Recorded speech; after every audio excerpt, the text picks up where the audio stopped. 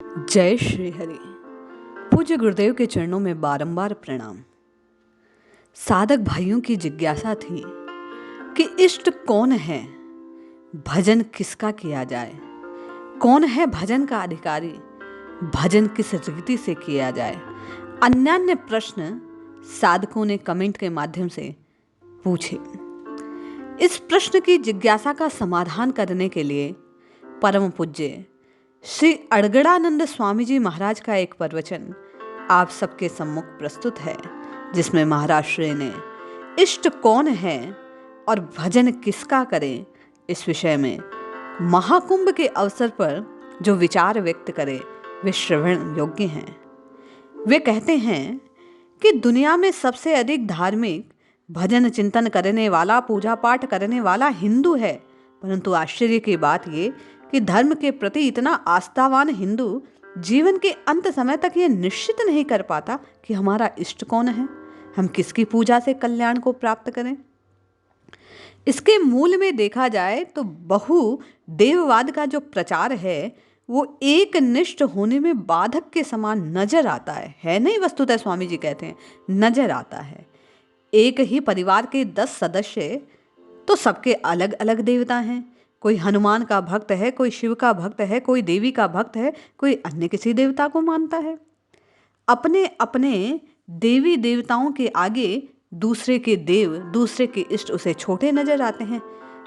कैसी विचारणीय बात है, क्या ऐसा संभव है? स्वामी जी लिखते हैं, वे कहते हैं कि एक दृष्टांत है। एक बुजुर्ग थे जो मृत्यु शैया पर लेटे हैं। जब वे अंत समय अंतिम सांसें गिन रहे थे तो उनके पुत्रों ने कहा कि पिताजी, अब तो सब कुछ चिंता छोड़कर आप भगवान को याद कीजिए। तो उसी वक्त वे बुजुर्ग कहने लगे, हे दुर्गा जी, हे हनुमान जी, हे शीतला मैया, हे विंध्यवासिनी, हे मेहर वाली मैया। औसतन ना जाने 25-30 भगवान के नाम उन्होंने एक साथ ले लिए, सबका स्मरण करने लगे। इस तरह भ्रांति अन्न तक जीव के मन में बनी रहती है। एक मंदिर 10 देवता क्यों कर बसे बाजार। स्वामी जी कहते हैं हृदय एक मंदिर है जो एक परमात्मा को अपने अंदर स्थान दे सकता है, उसमें अनेक लोगों को स्थान दिया, कैसी बात। दुविधा में दोनों गए, माया मिली न राम।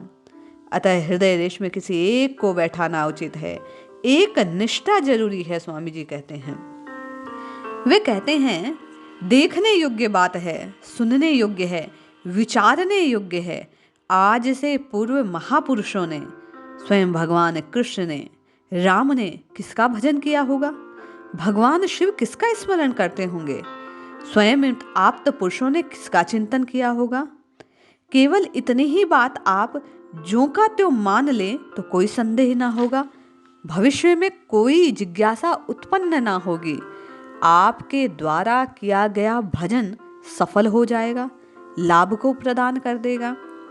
स्वामी जी कहते हैं कि वो किसका भजन करते हैं, वह कौन है जो भजन करने योग्य है।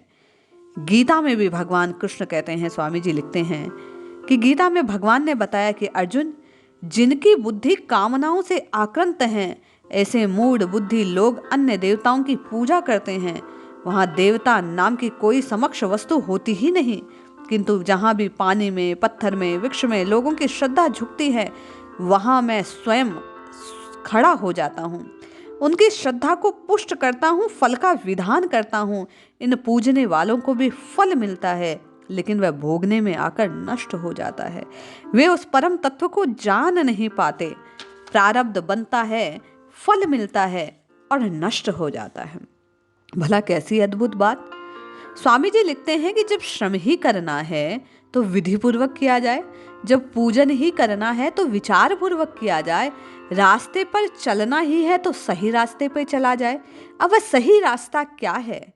स्वामी जी कहते हैं अपने अपने स्वभाव में चाहने पाई जाने वाली जो क्षमताएं हैं, उनके अनुसार नियत कर्म में लगा हुआ पुरुष जिस प्रकार भगवत प्राप्ति रूपी परम सिद्धि को प्राप्त होता है, वह विधि आप भी सुने और मैं भी कहता हूं। जिस परमात्मा से सब भूतों की उत्पत्ति है, जिस परमात्मा से संपूर्ण जगत व्याप्त है, उस परमेश्वर को अपने स्वभाव से उत्पन्न क्षमता के द्वारा भली भांति अर्चन कर संतुष्ट कर मनुष्य परम सिद्धि को प्राप्त कर सकता है। अतः एक परमात्मा की पूजा की विधि हो, पूजन भी चिंतन की निर्धारित क्रिया से हो, जिसमें श्वास का यजन हो, इंद्रियों का संयम हो, यज्ञ स्वरूप महापुरुष का ध्यान हो, इत्यादि इत्यादि क्रियाओं का समावेश हो। यही पूजन है, जिसकी चर्चा योगेश्वर कृष्ण करते हैं, जिसको राम भजते हैं, जिसका स्मरण, जिसका ध्यान स्वयं भगवान शिव धरते हैं। वह क्या है? स्वामी जी कहते हैं वह आत्म तत्व है। अधिक नहीं, केवल और केवल एक परमात्मा के प्रति श्रद्धा और उस परमात्मा के किसी भी नाम, ओम, राम, शिव, कृष्ण, जो तुम्हें भाता हो, केवल और केवल एक का जप करें। वे कहते हैं एक निष्ठा ही सफलता की सीढ़ी है। यदि आप चाहते हैं पूजन सफल हो, जप सफल हो, आपके द्वारा की गई धार्मिक क्रियाएं आपको फलीभूत हों, तो आप एक को ध्याएं। आप शुद्ध धार्मिक हैं, संपूर्ण क्रिया को जानते हुए भी आप क्रियावान हैं। इसका फल कभी नष्ट नहीं होगा यदि आप की एक निष्ठा बनी रहे। आप राम को मानते हैं तो राम को जपें, कृष्ण को मानते हैं तो कृष्ण को जपें, पर उस परम तत्व के एक ही स्वरूप में निष्ठा करके आप नित्य निरंतर ध्यान करते रहें, नाम जपते रहें, पुकारते रहें। स्वामी जी कहते हैं तभी आपके द्वारा की गई ये क्रियाएं सफल होगी, अच्छा फल, शुभ फल आपको प्रदान करेगी। जय श्री हरि।